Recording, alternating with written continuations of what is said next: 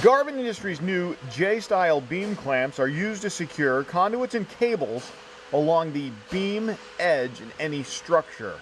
What's unique and innovative about this product is it allows the conduit to be supported either perpendicular or parallel to the beam edge. This is how the product works.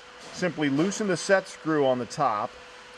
If you're going to run your conduit parallel to the beam edge, you get it in place, get the conduit to set inside the channel, and then push the edge of the beam clamp over, and you tighten it down with your channel locks or nut driver, and it secures the conduit along the beam edge.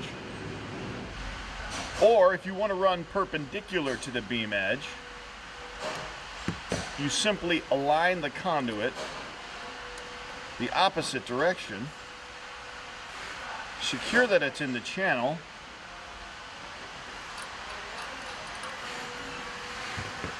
do the same thing. Tighten the set screw with your channel locks or your nut driver, and now you're running across the beam edge.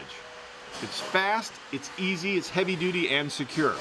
For these and other great products, be sure to visit us online at garvinindustries.com.